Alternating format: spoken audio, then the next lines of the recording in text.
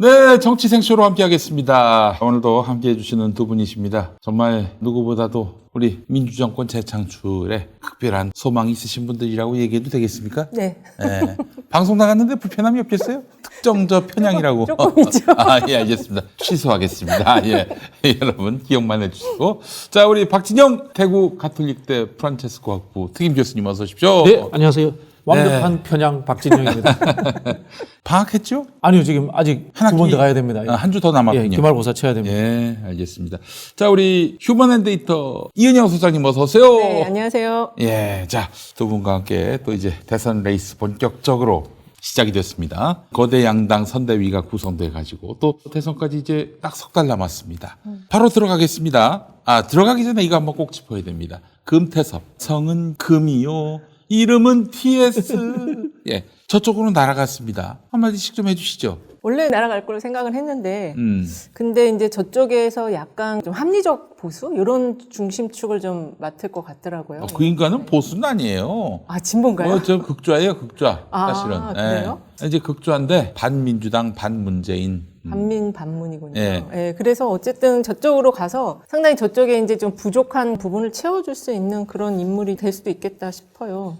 예. 근데 이분이 지금 뭐 이후에 어떤 행보를 염두에 두고서 이동을 한 거로 봐야 되나요? 그거는 제가 잘 모르겠네요. 금태섭이? 네, 서울시장이나 뭐. 골 때리겠네. 뭐 강서갑에 네. 국민의힘 후보로 나와도 아주 정말 볼만하겠어요. 아니, 우리 저 금태섭 역사를 한번 짚어보겠습니다. 네. 원래는 이 사람이 정치를 안철수 대변인으로 시작했다가 네. 그러다가 안철수하고 결별을 했습니다. 결별을 하더니 민주당에 들어왔어요. 그러다가 안철수가 또 새정치연합으로 해서 들어왔죠. 한동안 같이 정치를 하다가 이제 안철수가 따로 나갔을 땐 민주당에 이제 잔류를 했고 그때 들어왔던 김종인의 신임 속에 강서갑에 거의 뭐 낙하산으로 가다시피 그 했어요. 김종인 사람. 예, 당시 거기에 신기남 형님이 나가려고 그랬는데 그 낙하산 타고 내려갔지. 그래서 그때 이제 개소식 때 와가지고 축사하신 분이 대학원 교수였던 조국 교수가 와가지고 또 축사를 그렇죠. 했어요. 그렇게 해서 거기서 이제 초선을 했고 재선을 하려다 보니까 여기 이제 정봉주가 오려고 그랬어요.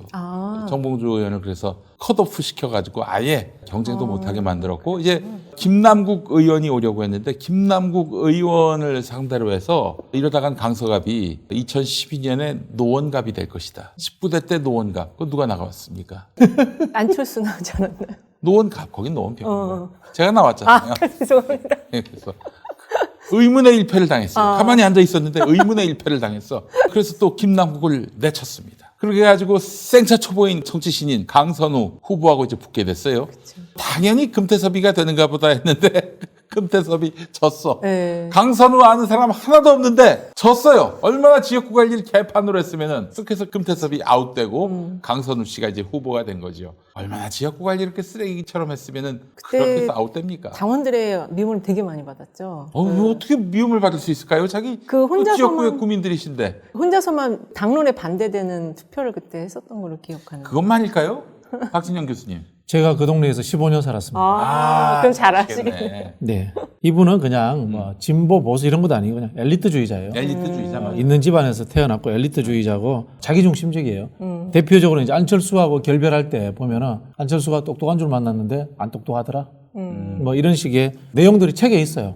책에서 이제 안철수 뒷담화를 많이 썼어요. 그때 제가 금태섭 의원을 뵌 적이 있습니다. 그래서 정치권 도의는 그런 게 아니다. 같이 일했던 사람 이야기를 헤어졌다고 해서 뒷담화하듯이 하는 게 아니다. 뭐 그런 이야기를 서로 나눈 적도 있고요. 금태섭한테 미움 살 일이 있어요? 왜 그렇게 하죠? 근데 똑같은 일을 당을 가지고 하고 있는 거예요. 당을 가지고 하고 있는데 이분이 뭐 중도니 실용이 이런 이야기 하시면 안 되고요. 우리가 제가 봤을 때는 민주주의 절차를 무시한 사람입니다. 이분에게 공수처 관련돼 가지고 충분히 발언할 기회를 줬습니다. 그리고 투표를 하고 난 이후에는 거기에 대해서 수용을 하라. 그럼 이렇게 이야기를 했는데 수용해야지. 자기 발언도 안 했습니다. 발언 열심히 해서 끝까지 반대한 사람은 조응천. 조응천이야. 끝까지 반대했고 이분은 발언도 하지 않고 설명없이 기권해 버렸습니다. 그리고 아시겠지만은 이분이 뭐 당에서 내쫓은 게 아닙니다. 경선에서 떨어져서 나간 사람입니다. 그렇지. 경선 불복자라는 것을 정확하게 제가 말씀드립니다. 예. 그래. 아니, 보면 이제 불복이라고 하면은 자기 낙천된 거에 반발해서 탈당해가지고 딴 당에 가거나 이게 진정한 불복이긴 하지만 뭐 총선 때 가만히 있었다가 나중에 이제 뭐 이 당에선 자기가 미래가 없겠다라고 판단했는지 그리고 그만뒀죠. 탈당했죠. 그것도 뭐 광의의 불복. 아니, 광의의 이분이 불복을 봐야 그 될것 안철수 캠프에 있을 때 공수처 찬성하신 분이에요. 그때는 찬성하고 그때는 찬성했습니다. 민주당에서 처리할 때는 반대하고. 같아요. 참 이분이 검사 출신이잖아요. 검사 출신이에요. 네. 완전히 그냥 이번에 그 검찰 세상 만들기 위해서 검사들이 대거 지금 한통 속이 됐습니다. 그러네요. 국민의힘 윤석열 선대위에서. 야, 난 기가 막혀서 김홍일 씨가 거기 들어갔더라고요. 김홍일 전 검사. 아, 그래요? 이 사람이 어떤 사람이냐면은 BBK 아, 관련해서 이제 2007년 대선 직전에 검찰이 무혐의 처분을 했잖아요. 그 무혐의 당사자가? 처분했을 때 수사팀장이 김홍일 씨야. 그리고 나서 이제 결국 국민들 반발이 일어나니까 그래서 특검을 수용한 거 아니에요, MB가? 그래서 이제 특검이 바로 정호영 특감이었는데 그때 수사팀의 파견간 검사가 누구였느냐? 바로 윤석열 아, 그리고 유상범, 예. 유호성형. 아, 예. 가서 꼬리곰탕 특검 아니었습니까? 그래서 또 이명박 한테 면죄부를 줬고. 그렇죠. 그런 인간들이 말이죠. 나중에 부산저축은행 수사 때 그때는 또 대검 중수부장이 김홍일이었고 수사팀장이 윤석열이었고. 윤석열이었죠. 예. 참 이런 아주 골 때리는. 그 저는 이제 금태섭 전 의원 볼 때 우리 옛날에 조금박혀 뭐 이런 이야기 네. 했잖아요. 근데 네 사람이 다 좀 달라요. 조홍천은 진짜 보수예요. 조홍천 의원은 보수인데 보수가 너무 엉터리 했으니까 우리 쪽에 온 거예요. 그리고 보수적 입장을 가지고 이야기하는 사람이고 나머지 금박혀 세 분은 정치를 언론 발악용 뺀질이 정치를 잘못 보여요. 그쵸. 제가 봤을 때는. 이분도 무슨 글 써가지고 수사방법인가 그렇죠. 뭐 그거 써가지고 그 그때 이제- 한겨레. 예, 그래서 연재했다가. 인지도를 높인 다음에 이제 정치권에 그리고 이제 그 그만뒀는데 네. 그걸 뭐 대단한 탄압받은 것처럼 네, 다니는데 그렇죠. 참 8, 90년대 군사 정권에 탄압에 싸우던 사람들하고 비교하면 참 금태섭 씨를 내가 뭐 직간접적으로 접촉해 봤는데 말씀하신 대로 급이 안 된다. 자기 레벨이 안 된다. 그러면 저도 무시하는 아. 엘리트주의가 진짜 뚝뚝 떨어지는 아. 그런 인상을 받았습니다. 제가. 근데 김종인 비대위원장이 되게 아끼는 사람인 건가요? 뭐 그러니까 이 김종인이 갔으니까 그러니까 같이 본인도 따라가는 따라간 것 거잖아요. 같습니다. 예. 아이고 참 하여튼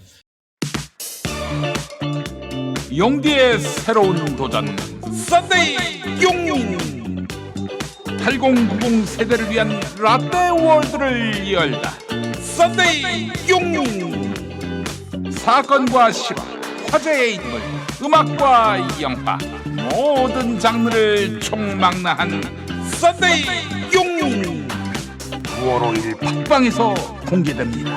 썬데이 용인 아이고 이거 구독해달라는 말을 깜빡했네. 썬데이 영민 구독 썬데이 구독 부탁드립니다. 정치생쇼 그럼 바로 들어가겠습니다. 현재 여론조사 결과 어떻게 봐야 됩니까? 지금 이제 격차가 좁혀지다가 약간 넓혀지는 흐름인 것 같아요. 이건 뭐 예상을 했어요. 예, 그렇죠. 이쪽이 또 선대위를 선대위. 구성했고 선대위 컨벤션이 딱 되는 날 조사들이 또 이루어진 것들이 있어가지고 네. 그래서 격차가 조금 벌어졌는데 이제부터야말로 진검승부 시기인 것 같아요. 지금 ARS 조사들이 월요일 날 어저께 발표된 KSY가 한 3.3%포인트 격차 다시 벌어지는 걸로 나왔는데요. 머니투데이가 지금 통합 지지율이라고 그래가지고 네네. 그동안에 모든 조사 나온 거를 계속 이제 합산해서 평균 내는 작업을 하고 있는데 거의 붙었어요. 거기는 똑같습니다. 그냥 네. 0.6%포인트 격차여서 이제부터는 말 하나, 그 다음에 뭐 일정 하나가 다 바로바로 이렇게 조사에 좀 반영이 되는 그런 흐름으로 갈 것 같아요. 네. 근데 일단은 지금 ARS 조사가 약간 벌어지는 흐름으로 나왔는데 이 주 후반에 이제 또 전화 면접 조사들이 나오거든요. 전화 면접 조사. 예, 이제 그거는 지난주에 방송 3사나 뭐 종편 조사 보면은 전체적으로 거의 다 붙어 있거나 3% 이내의 격차를 보이고 있어서 그리고 그 와중에 또 골든 크로스가 하나 또 나왔고 그래서 그렇죠. 전화 면접 조사 추이를 좀 또 지켜봐야 할 것 같아요. 그래요. 안타깝습니다. 교수님. 아쉽습니다, 사실. 왜요? 김종인, 네. 이준석이 합류하지 않았더라면 계속해서 지지율이 떨어지고 제대로 된 골든 크로스가 일어났을 건데 그렇죠. 이게 그건 좀 아쉬움이 좀 이렇게 남아요. 격차가 좁혀서 골든 크로스가 나올 즈음에 다시 또 그 하락을 막는 선대위가 만들어진 거죠. 이준석의 이제 고약한 장난질이죠. 어떻게 보면 그 전화는 이미 예견이 됐던 바고. 그렇죠. 그러니까 이제 홍준표나 유승민이 합류를 못하니 김종인, 윤석열 간의 갈등, 또 이준석과의 갈등으로 해서 시선을 딴 데 돌려가지고 막판에 극적인 대타협을 통해 원팀이 되는 이런 드라마를 일부러 만든 거는 이미 그 예측이 됐던 바기도 합니다. 그렇죠. 예, 근데 이제 그게 그 시기가 이 선대위 때 할 수도 있겠지만 못 할 수도 있겠다. 그렇게 보였었는데 극적인 드라마를 만들긴 만들더라고요. 그래서 이준석 대표 물산 만나러 가는 것도 간다고 했다가 바로 또 취소하고 뭐 회의를 한다든지 이런 식으로 극적 효과를 높이는 것들을 계속 만들면서 어쨌든 뭐 셋이서 만나서 이제 손 흔드는 그 장면을 만들었는데 지금 김종인 비대위원장이 이제 결합을 하면서 큰 어떤 키워드를 가지고 이제 전략을 구상할 거라는 거는 좀 예측이 됐지만 네. 이거에 대해서 민주당도 같은 어떤 커다란 바둑을 두면은 그 돌을 먼저 놓잖아요. 포석이라고 하죠. 포석. 예. 그거를 먼저 놓는 작업이 지금 이쪽보다는 조금 덜 돼 있는 거 아닌가 그런 생각이 들어서 저도 이제 선대위에 정말 그 민주당의 대선 전략이 뭔지 그걸 좀 요구를 해야 되겠다 생각이 들더라고요. 너무 걱정돼서. 우리 박진영 교수님은 이준석을 이때 막 때려야 한다라고 하셨어요. 네네네. 예. 왜 그렇습니까? 실제로 김종인 비대위원장은 중도를 가지고 있습니다. 근데 중도를 가지고 있다는 건 중도는 가지고 있는 게 아니거든요. 굉장히 여론에서 이제 부유하는 게 중도예요.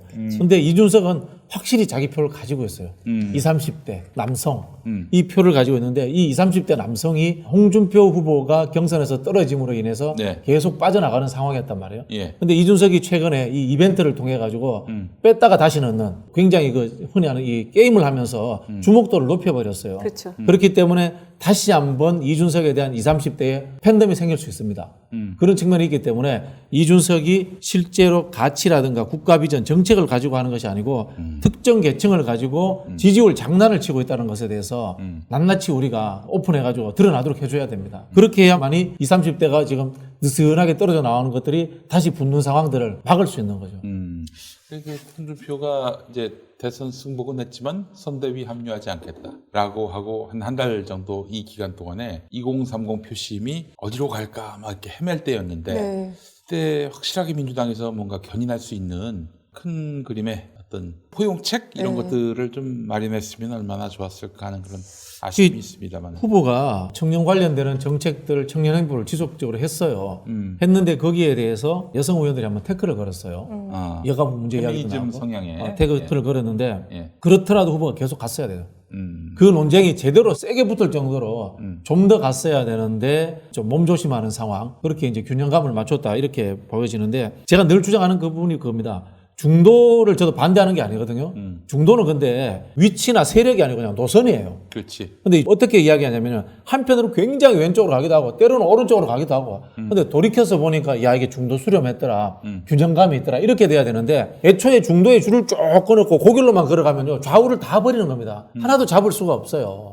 그런 측면에서 정책이나 행보를 할 때는 노무현 대통령이 그렇게 했잖아요. 미순위 효순위 사건 때는 반미면 어때? 완전히 왼쪽으로 갑니다. 네. 그리고 집권하는 과정에서 이라크 파병에 제일 먼저 찬성합니다.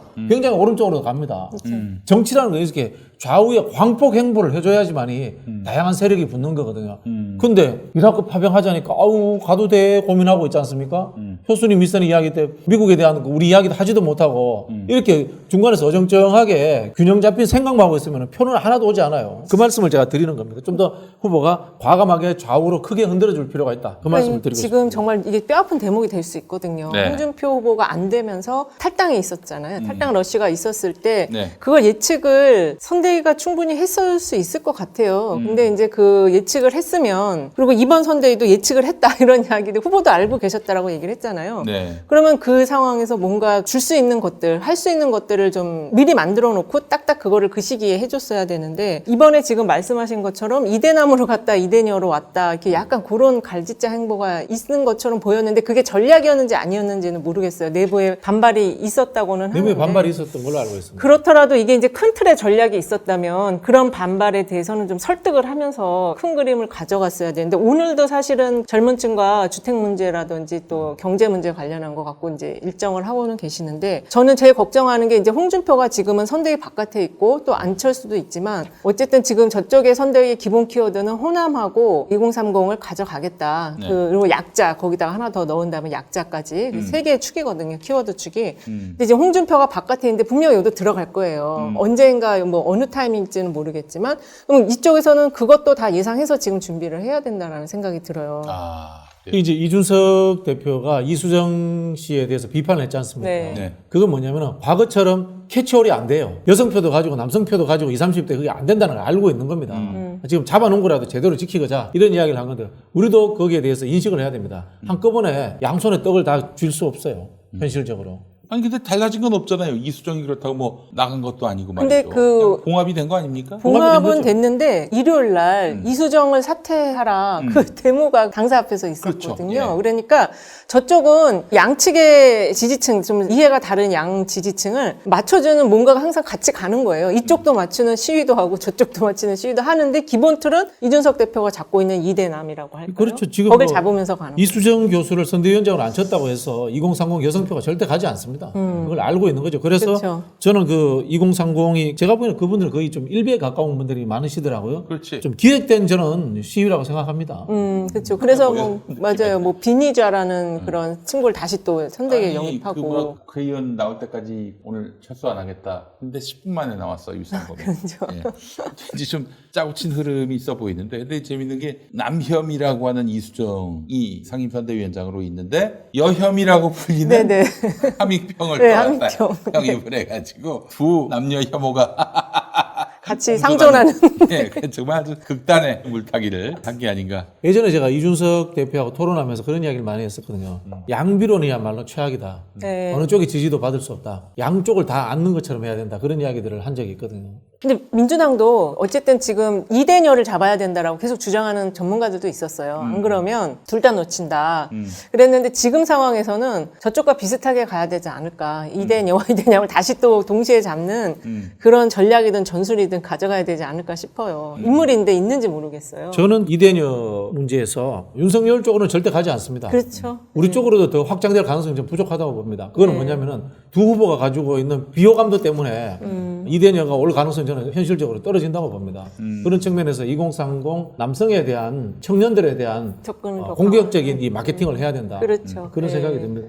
이제 저는 뭐 비단 남성을 선택하면 여성을 포기하고 네. 여성을 선택하면 남성을 포기하고 이건 관념적 사고라고 그렇죠. 생각을 합니다. 네. 아니 그렇잖아요. 솔직히 얘기해가지고 왜 이 젊은 여성들에게 페미니즘이 먹히겠습니까? 불안함 때문이거든요. 네. 밤에 거리를 그렇죠. 갈 때 뭐 치안의 사각지대에 놓였을 때 불편함, 염려, 위협감 이런 거거든요. 이거 해소해주면 되는 겁니다. 남성도 우범자 취급하지 말고 아, 그렇죠. 공정하고 평등하게 대우해주면 되는 겁니다. 두 마리 토끼 다 잡을 수 있다고 봐요.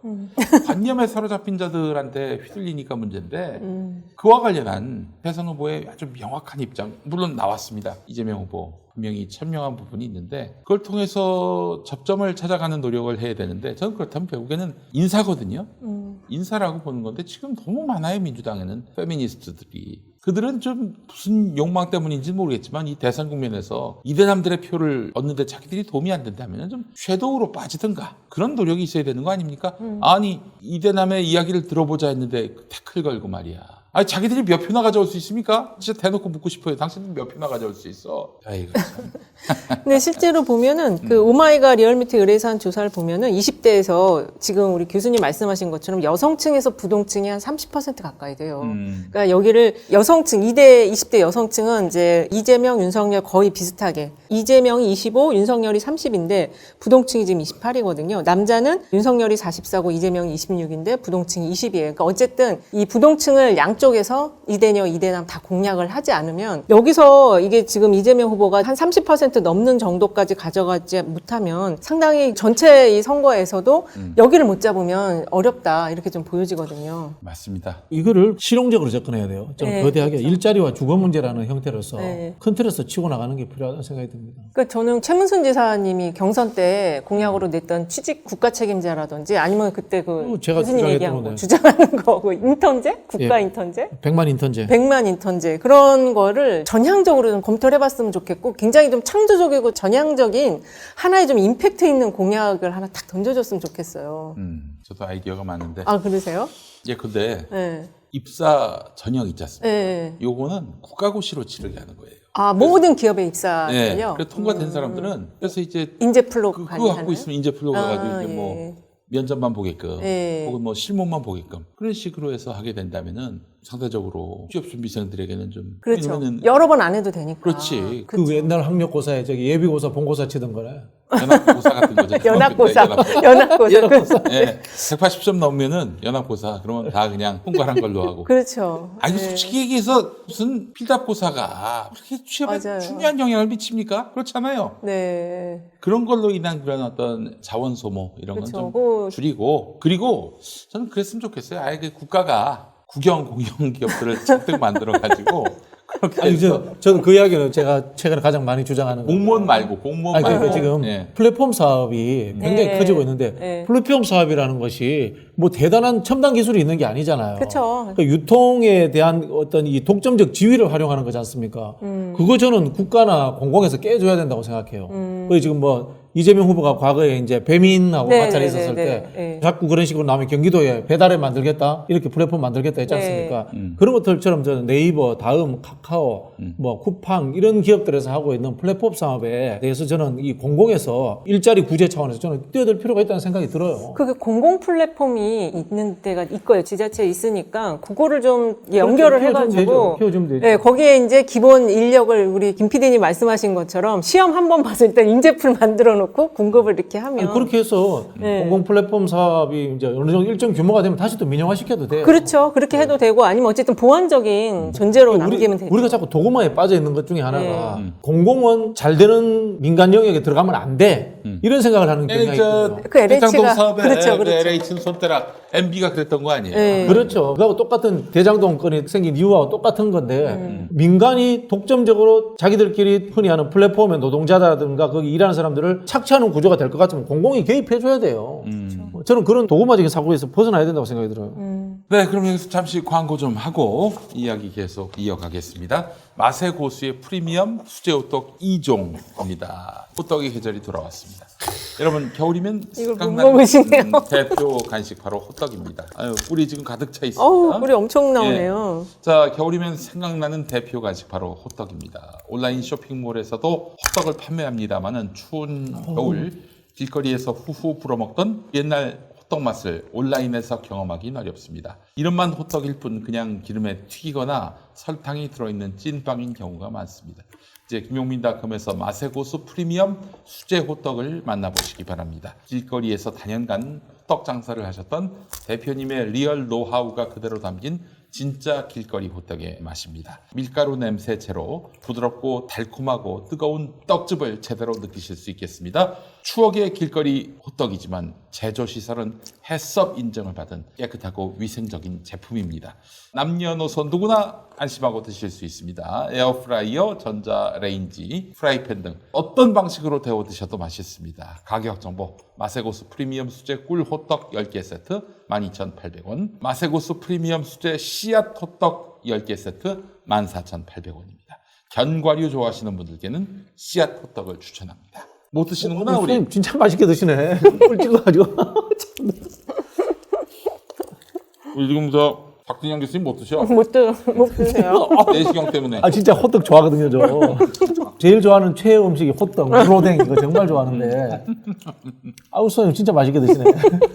진짜 맛있어요. 아니 그 곁에 테두리를 떼서 또꿀 찍어서 그렇게 드시네. 그, 참. 꿀이 안에 가득합니다. 엄청 많이 들었네요, 안에 꿀이. 조금 굳어가지고 그런데 야 이거 조금만 데워 드시면은 네, 아주 맛있어요. 아니 반죽을 엄청 잘했나 봐. 쫄깃쫄깃하네.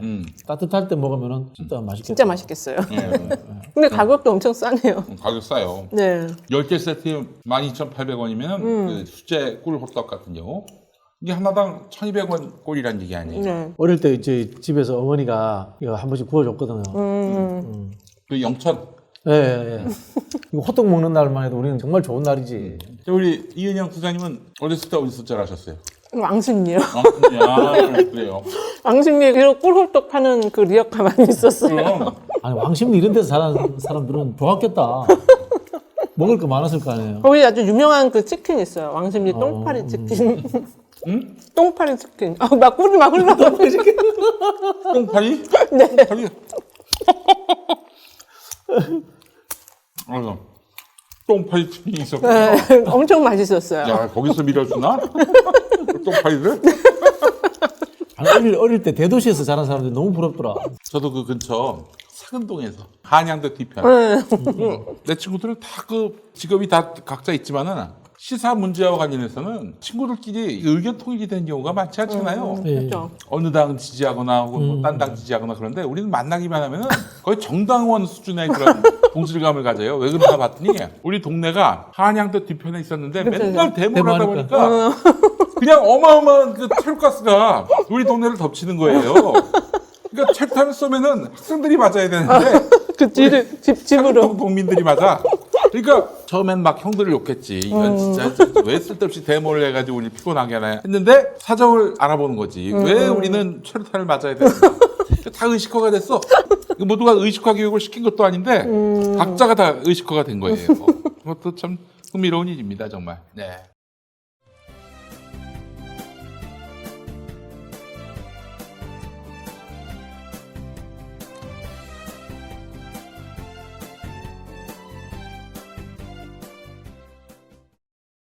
지금 전략까지 쭉 얘기를 해봤는데 앞으로의 여론은 어떻게 전개될 거라고 보세요? 일단은 지금 선대위 컨벤션이 조금 있긴 있을 것 같아요. 이제 예기치 얼마나 못하게. 될까요? 근데 요새 지금 컨벤션 효과가 뭐 2주 이내에서 거품이 다 꺼지니까요. 윤석열 후보 선출 그것도 한 컨벤션 2주 효과는 한 갔죠. 7% 정도? 네네, 그리고 얘기 나오죠. 7% 정도, 6, 7% 정도 갔는데, 그것도 한 2주 만에 꺼졌거든요. 네. 그러니까 지금 요거는 한 2, 3%포인트 정도 생긴 거품이지 않을까. 그리고 이거는 한 열흘? 2주 열흘. 안쪽으로 해서 꺼질 수 있을 것 같아요. 그러면 12월 중순부터는 이제 본격적인 진검 승부가 이어지겠다. 네, 그렇죠. 근데 저는 근데 이런 예측을 하는데요. 객관적 근거나 이런 건 없이 이재명은 가는 곳마다 사람 마음 사는 그런 네. 능력이 있습니다. 네. 근데 윤석열은 가는 곳마다 이제 설화를 만들어낸단 말이죠. 말실수로 인한 그런 감점 요인을 만들어낸단 말이에요. 한 12월 말쯤 되면은 거의 이제 뭐 의미 있는 차이로 이재명이 앞서가지 않겠는가.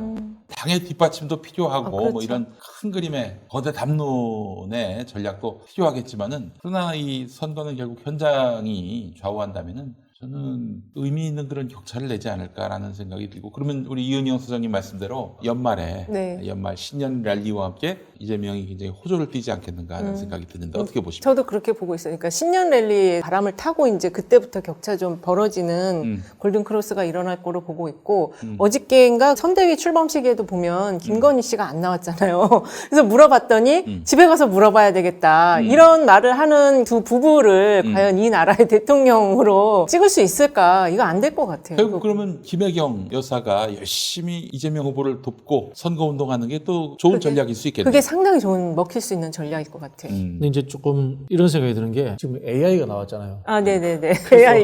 윤석열이 이제 말 안 하는 거야. 근데 이제 그거는 안 된다는 얘기가 나오고 법적으로? 선관위에서요? 이게 딥페이크라고 하는 거 아닙니까? 네네, 그렇죠. 후보의 이미지를 좋게 하기 위해서 네. 가공된 영상. 네. 그거는 금지해야 한다. 이 목소리가 나오고 있고요. 논란이 커지면 커질수록 요거는 딥페이크를 내세우는 후보들이 굉장히 좀 어려움에 처할 수 있겠다라는 생각이 듭니다. 그렇죠. 일단 이제 이런 부분이 있어요. 대체제가 될 수가 없는 거예요. 최근에 이제 이재명, 윤석열 후보의 지지율이 이제 이재명은 따라가고 윤석열은 떨어지는 상황에서 네. 어떤 일이 있으면 2대1로 싸웠어. 우리 두 명이었어. 누군가 하면 이재명 후보와 김혜경 여사. 두 명의 스타가 윤석열하고 싸운 거예요. 지지율이 막 따라갔어요. 근데 저쪽에 지금 김종인하고 이준석이 결합한 거예요. 이제 저쪽에 3명, 우리가 2명 된 거예요. 단순하게 이야기하면. 3대2면 우리가 스피커에서 밀리는 거예요. 그렇죠. 저는 이 시점에 우리 쪽 스피커 보완에 대해서 대형 스피커 보완에 대해서 맞아요. 고민을 해봐야 된다는 생각이 듭니다. 대형 스피커 예.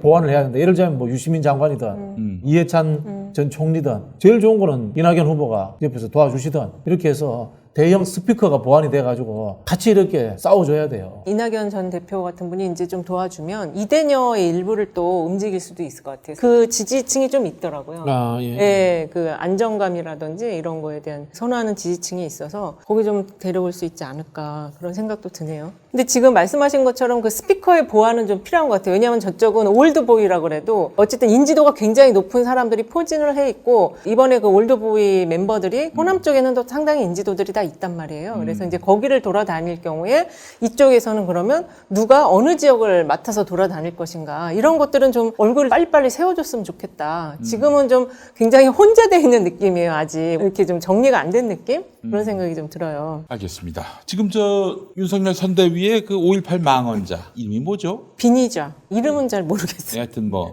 그냥 그대로 같이 갈 모양이던데 그게 도움이 될까 모르겠어요. 뭐 원래 그런 정당이니까 뭐. 그래요. 근데 문제는 될 것 같아요. 일단은 지난번에 그게 이제 과거 발언에서 이제 문제가 있다라고 지적을 한 거고 이 선거 때 노재승이라는 사람인데요. 5.18을 폭동으로 규정을 한 걸로 지금 과거 발언에서 법적 처벌 받아야 돼요, 진짜. 예. 법 만들어가지고 이런 경우에. 그렇게 얘기를 했기 때문에 근데 이런 게 좀 알려지면은 마이크는 못 잡지 않을까요? 근데 어저께도 그 선대위 때 보니까 수우파라고 요새 이제 젊은 층한테 되게 인기 있는 프로가 그 수우파 스트리트 댄스 그 프로인데 어저께 그런 걸로 이제 무대를 꾸몄더라고요. 꾸몄는데 윤석열 후보하고 너무 그 컨셉이 안 맞는 거예요. 약간 동떨어진 듯한 그런 컨셉으로 하고 있어서 보는 사람이 대신 부끄러워 그런 느낌이었어요, 정말. 네. 그래서 지금 그런 것들을 이준석 대표가 주도하는지는 모르겠는데 너무 부조화해요. 좀 부조합니다. 가장 낡은 정당에서 가장 젊은 컨셉으로 하려다 보니까 네, 안 맞아요. 네. 정말 이건 뭐 좀 민망스러웠어요. 그렇다면 이제 뭐 사실 이 당은 뭐 제가 봤을 때 또 후보는 후보의 사고가 그 젊은이들에게 일자리를 구하는 젊은이들에게 친화적이지 않거든요. 주 120시간은 말할 것도 없고 52시간이 뭐냐. 최저임금 그딴 거 필요 없다라는 식의 태도. 그리고 사고사가 났는데 그 현장에 가가지고 이건 노동자 잘못이다. 일단 헛소리나 늘어놓고 말이죠. 이런 정당에서 글쎄요. 저는 그래서 느끼는 게 김종인의 꿍꿍이와 이준석의 꿍꿍이는 지금 서로 다르다 이런 생각이 들거든요. 김종인은 몰라도 김종인은 사실 저 윤석열이 돼야 사실 좀 자신의 정치 생명이 연장되는 측면이 있지만은 이준석 같은 경우는 윤석열의 길과 나의 길이 다를 수 있다라고 생각하고 있는 것 같아요. 그래서 이번에 이제 이준석의 벼랑끝 전술을 통한 겁니다. 네. 윤석열 팀한테 이준석이 극단적으로 나 안 해도 돼. 나는 내 몫이 있기 때문에 이걸 가지고 대선이 우리 지고 난 이후에 다시 내 방식으로 재건할 거야. 라는 그런 강렬한 의지를 보여줬기 때문에 권선동이나 이런 사람들이 바로 꼬리를 내리고 이준석 찾아가야 됩니다. 저는 그렇게 했다고 보여집니다. 그 홍준표 전 대표 역할을 크게 했죠. 사실 그 과정에서. 어쨌든 3시간 40분을 만났다고 하잖아요. 비공개로. 네. 그래서 이것저것 코치했는데 그중에 제일 중요한 게 이준석을 꼭 잡으라고 한 거였는데 누가 누구를 만났다고? 홍준표와 윤석열. 만났대요? 네. 3시간 반 동안 네. 식사를 같이 했다고. 술 먹, 아, 그래요? 네. 오. 폭탄주를 같이 하면서 조언을 해줬는데, 근데 이제 지금 한간에 알려진 거로는 그렇게 조언을 할 때 김종인이 들어올 거로는 예상을 못한 거 아니었나. 그런 지적이 또 있더라고요. 그래요? 네. 그래서 이제 홍준표 후보는 그런 역할을 자기가 중심 역할을 하면서 원래 이준석하고는 소통이 됐으니까 이렇게 들어가는 걸로 생각을 했지 않냐 이런 또 추측이 있어서 그래서 어쨌든 지금 이게 이제 선대위가 꾸려졌지만 아직도 이 안에 불씨 분쟁의 불씨는 남아있다 이렇게 좀 볼 수 있을 것 그러면 지금 같아요. 홍준표는 속았다. 그렇게 지금 젊은 층 그 또 커뮤니티에서 그런 얘기들이 막 나와요.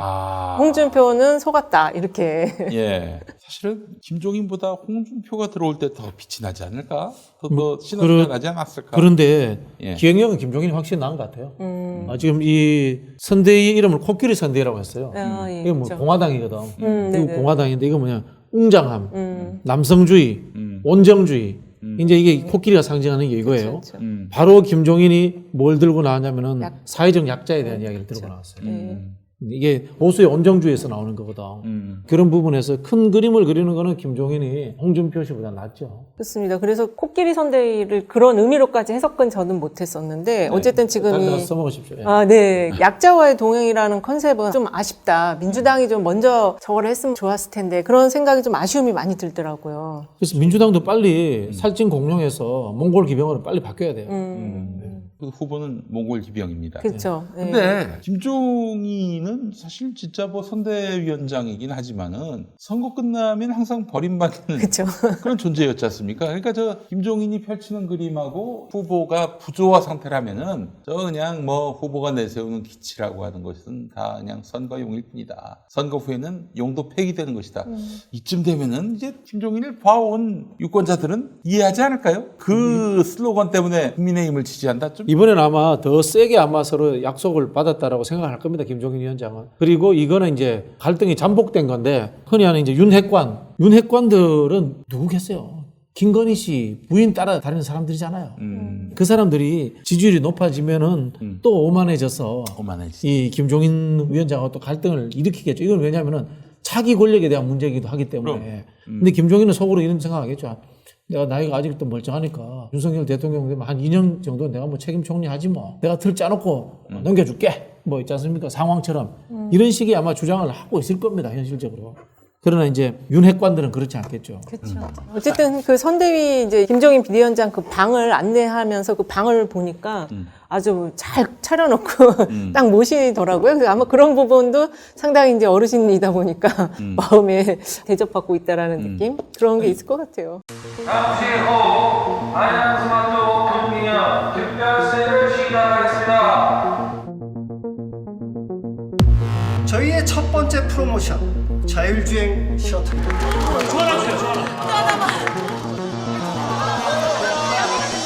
이번 달 야심차게 준비한 프로모션 제품들입니다. 모두 무료로 제공해드리겠습니다. 렛츠고! 김종인 어떤 사람입니까? 한번 좀 분석을 해주세요. 이렇게 떠받들듯이 모시는 이유가 무엇인지. 일단은 아까 말씀하신 것처럼 판을 좀 보는 눈이 있어요. 이게 우리가 보통 이해찬 대표님 항상 얘기를 하는데 저쪽에 어떤 보수의 책사로 많이 거론되는 게 뭐 윤여준이라든지 뭐 김병준 지금 가 있긴 하지만 김병준을 책사라고 보는 사람 좀 많지 않거든요. 그러니까 몇 안 되는 책사 중에서 그래도 원탑으로 현재까지 살아남아 있는 걸 보면 기본적인 어떤 실력이 상당히 좀 있다. 예. 일을 해보면 상식적으로 해요. 네. 김종인 비대위원장은 좀 상식적으로 하는 경향이 있고 그다음에 정리 요약을 잘합니다. 그렇기 때문에 구도를 잡을 줄 알아요. 구도를 지금 잡은 거 아니에요. 지금 그쵸. 보수지만은 사회적 약자를 위한다. 그렇죠. 그다음에 본인은 중도, 그다음에 윤석열은 2030, 그렇죠. 그다음에 호남 민주당에서 떨어져 나간 떨거지 같은 사람들 이게 뭐겠어요? 우리 진영을 협소화시키고 포위하겠다는 전략인 거예요. 그다음에 또 안철수 만날 거고. 또 김동연 만날 거고 김동연. 그 전형적인 이 포위 전략 쓰는 분이에요. 그런 부분에서의 실력은 있는 거죠. 전략가로서는 실력은 있는데 하는 방식은 말은 정책으로서 한다고 하는데 알고 보면 전형적인 합종 연행책을 만들어서 쓰는 구태한 방식을 하고 있죠. 돌파형은 아닌 거죠. 이게 근데 예전에 박수현 청와대 대변인이 당에서 김종인 비대위원장 그 비서실장 하지 않았어요? 그렇죠. 근데 그때 그 이제 모셨던 거 얘기 들어보면 상당히 인간적으로 챙겨주는 그런 게 있대요. 그러니까는 이제 박수현 선배님이 좀 어려웠을 때 고추장을 보내왔다 그랬나? 그 고추장을 이렇게 단지에 아주 그냥 귀하게 해갖고 그걸 보내왔다는 얘기를 하더라고요. 그러니까 약간 작은 걸로 사람을 잔정 감동시키는 그런 게 있나 봐요. 옛날 조조가 그런 짓 많이 했어요. 그래요? 참모들한테 그런 거 반찬 보내고 이런 거 하다가 나중에 빈 그릇 보내서 죽으라 그러고 뭐 그런 거 하는 건데. 근데 어쨌든 민주당 안에 그런 거를 좀 잔정을 부리는 분들이 별로 없지 않나요? 그러니까 그 인간적인 그런 게 있나 봐요. 끄는 그런 게. 그래 이제 이거를 돌파하려면은 노무현처럼 해야 돼. 노무현이 진짜 몽골 기병이었고 그렇죠. 새로운 투표층을 만들어냈거든. 그렇죠. 그 당시에 어떤 일이 있었냐면 노무현이 YS 찾아가서 시계 보여주다가 폭망했잖아요. 그렇죠, 그렇죠. 지지율 네. 폭락했잖아요. 네. 그리고 정봉준과도 어쨌든 마지막에 깨졌잖아요. 네. 결국은 뭐냐면은 새로운 투표층을 만들어서 돌격해서 이기는 거거든요. 맞아요. 그럼 DJ는 뭐냐? DJ는 새로운 투표층을 만든 게 아니고 역포위 전략을 썼단 말이에요. 기존에 호남에서 포위됐었잖아요. 그렇죠. 그걸 이제 충청 지역 등권론을 가지고 역포위 전략을 썼단 말이에요. 김종인 비대위원장이 하는 방식도 전형적인 그 방식이에요. 포위 전략, 이런 합종 연행 이런 것들을 구사하는데 그러면 똑같이 우리 이재명 후보한테 공고해 줄 수 있는 전략도 노무현 후보처럼 새로운 투표층을 창출해내는 전략을 써야 된다. 저는 뭐 이 말씀 드리고 싶어요. 어떻게 하면 좋을까요? 방법을 좀 알려주시면. 흔히 하는 좌우의 폭이 크게 정신 못 차리게 흔들어 버려야 돼요. 그러니까 그게 지금 말씀하신 것 중에서 저희가 여론조사를 보는데 지금 우리 그 통합 지지율처럼 0.6%포인트 차로 만약에 졌다. 네. 이러면 도대체 이게 저는 못 살겠더라고요. 이렇게 여론 차이로 질 경우에. 예. 그래서 저도 이것저것 많이 생각을 해보는데 DJ 같은 경우는 지금 말씀하신 것처럼 지역구도를 가지고 부족한 부분을 더 자신의 동진 정책이죠. 그걸 해서 새해를 붙이는 것 플러스 결정적으로 그 이미지를 전환시키는 작업을 했는데 그게 두 가지가 있었어요. 그 김영희 PD, 이번에 영입된 김영희 PD의 이경규가 간다. 그래서 그 동교동 가서 밥 먹고 뭐 인절미 나눠 먹는 그런 장면으로 이미지를 완전히 바꾼 거랑 예. 그다음에 이제 DJ와 DOC라고 해서 그 광고 네. 그 두 개가 완전히 바꿔줬었고 예. 노무현 후보 같은 경우는 이제 그 YS 시계 이후로 상당히 오랜 기간 지지율이 정체 답보를 벌였을 때 그게 거의 10월까지 갔거든요. 그래서 막 후보 교체론이 나올 때 들고 나온 게 신행정수도 공약이었어요. 그때 저 기억을 하는데 그때 굉장히 그 당내 분위기가 침체되어 있는데 그 신행정수도 공약과 그 뒤에 나온 게 돼지저금통 요게 같이 이어지면서 완전히 다시 폭발을 시켰거든요. 네. 그래서 지금 선대위가 이 과거의 케이스를 좀 연구를 해서 결국 그 두 가지 방식을 가지고 지금 몽골 기병의 이미지를 강화시키는 거 이게 되지 않을까 저는 싶어요. 저는 이재명 후보가 잘 알실 거라고 봐요. 잘하시고 다 인식하고 계는데 하나의 문제는 깊게 하지 않는 거예요. 앞에서 말씀드린 것처럼 청년층이 민주당 여성 국회의원들이 더 이상 이러면 우리 여성 국회의원들 탈당한다 이 정도 소리 나올 만큼 깊게 들어가 줬어야 된다. 이 말씀 드리고 싶고요. 예를 들자면 저는 이제 극단적으로 재벌과의 화해, 사회 협약 이런 것도 던질 수 있다고 봅니다. 그러니까 약간 좀 보수와 이제 손을 잡는, 그러니까 지금 민주당과 국민의힘을 보면 이 선대위 출범 이후에 이미지가 역전이 됐어요. 그러니까 민주당은 야당이 하는 것 같은 그런 것들을 막 지금 구사를 하고 있고, 이 야당이었던 데는 여당이 하는 것과 같은 그런 모습을 보이고 있어요. 그래서 네. 그 이미지의 좀 역전 현상을 좀 빨리 시정을 할 필요가 있다. 이재명 후보가 잘 하시는데 깊게 하지 않고 빨리빨리 가볍게 발을 움직여요. 김종인 몇 가지 안 합니다. 그렇죠. 두세 가지 이상 하지 않습니다. 우리 지금 후보는 수십 가지 공약을 지금 벌써 내놨어요. 그렇죠. 그렇지. 네. 이거 별로 좋지 않은 거예요. 그렇죠. 제가 봤을 때는 지난번에 삼성 방문했잖아요. 네. 삼성 그 방문하는 이미지 한 컷이 중요한 게 아니에요. 저는 이제 대놓고 말씀드리지만은 쌀집 사장님, 김영희 본부장님 여기 봤을 때 잘했어요. 그리고 뭐 정철 카피라이터 잘했어요. 근데 아니에요. 그거는 기능이에요. 기능. 본질에 뚫고 들어가야 돼요. 본질에. 큰 그림. 시대적 담론, 큰 그림, 구도 여기에 들어가야 되거든요. 그렇기 때문에 저는 뭐 예를 들자면은 삼성 이재용도 만나고 LG 사장도 만나고 재벌의 이 대전환, 사회적 책무의 변화, 그리고 선진국일 때 이제는 우리나라 재벌 그룹들을 어떻게 바꿔야 되는가? 정부는 여기에 대해서 재벌에 대한 적대적 정책뿐만이 아니고 노동계와의 이 조정 문제에 있어서의 중립의 문제 이런 것들이 있지 않습니까? 깊이 있게 천착해서 그걸 가지고 한 달 정도 해야 돼요. 노동계 문제와 자본의 문제 정도는 지금 석 달 남아있는 선거운동 기간에 저는 한 달 써도 된다고 봐요. 네. 그 정도로 이렇게 깊이 있게 천착해 들어가는 게 중요합니다. 그렇죠. 메시지가 너무 쪼개지니까, 잘 쪼개져요. 쪼개지니까 이게 좀 입력이 잘 안 되는 게 있는 것 같고, 또 하나 지적을 하고 싶은 거는 비호감 정서가 지금 많이 완화되고 있는 상황인데 네네. 갑자기 그 소년공, 소년원 이게 나왔어요. 네. 이런 거는 그냥 나온 즉시 바로 강력하게 뿌리를 뽑아내야 된다. 이게 퍼지지 않도록. 그러니까 네. 그렇게 하고 있지 않나요 지금? 지금 하고 있는데 그게 이제 발본새 것부터 들어가야 될 것 같거든요. 어느 놈이 이런 거 먼저 이걸 만들었나? 발설을 했는지 그걸 완전히 찾아내는 작업을 좀 집요하게 했으면 좋겠어요. 이동영 사장은 똥팔이라고 하던데. 저도 약간 의심은 좀 가긴 그거 하지만. 그냥 표현이 그렇습니다만은 일 열심히 안 하시는 국회의원들 6명 있지 않습니까? 방 만들어가지고 거기에 보좌진들까지 다 전원 출근시켜가지고 그런 거 전담시키셔야 돼요. 이게 그러니까 지금 상황실장이나 총무본부장 맡으신 분들이 의원들에게 무슨 일을 구체적으로 시킬 것인가 그까지 좀 고민해 보셔야 돼요. 그러니까 지금 법률지원단이 대응하는 거를 보면은 원천이 어디서 나왔는지 요거를 추적해 들어가는 작업이 좀 먼저 선행이 돼야 될 것 일단 이제 같거든요. 김용호 입으로 나온 거기 때문에 네. 김용호에 대해서 뭐 즉각적인 고발 조치가 이루어졌는데 그 소스는 수년 전부터 이재명을 혐오해온 세력들로 이제 판단이 됩니다. 그들이 아무리 한 사람이 밉더라도 아니 그게 진짜 직업적으로 4년 동안 달라붙어가지고 비난할 일인가 그렇죠. 라고 생각할 때 분명히 쩐주가 있을 거예요. 쩐주가 야 열심히 해. 내가 다 챙겨줄 테니까 열심히 해. 이렇게 말하자면 계속 서포트를 해주고 있는 게 아닌가. 그래도 그럴 것이 그렇게 해서 이재명을 저지하면은 좋을 사람들이 얼마나 많습니까? 토건 기득권 세력들. 그렇죠. 네.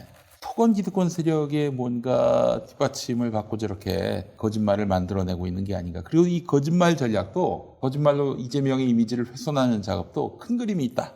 다시 얘기해서 계속 마타도의 형태긴 하지만은 바로바로 팩트 체크가 돼서 반박이 되지만 사람들은 그 팩트 체크된 것까지 다 들여다보지 않거든. 그렇죠. 야 이재명이가 소년원 같다더라 뭐 이러면서 이 부정적인 이미지가 거짓말이지만 하나 둘 셋 넷 이렇게 쌓이면은 이 진짜 그러면 악마로 볼 수밖에 없다고요. 그렇지 않다면 불안한 후보다 이런 인식을 갖게 될 것이고 그래서 그런 이미지를 쌓기 위해서 가랑비에 옷 젖듯 계속 이재명은 뭔가 좀 문제가 있는 사람, 범죄의 이미지가 있는 사람 계속 봉쇄를 퍼붓고 있는 것이 아닌가. 그러니까 그게 김용호 입에서 나와가긴 했지만 이제 막 흘러 다니는 이야기를 들어보면 뭐 아버지가 법대 졸업을 하신 분이어서 집안이 가난하지 않았다 이렇게 이상한 증명들을 하면서 이재명이 그랬다 이렇게 접근을 하더라고요. 그치. 그 방식이 지금 말씀하신 그 똥파리라고 하는 그쪽에서 나왔던 과거의 것들이 약간 그런 식이었거든요.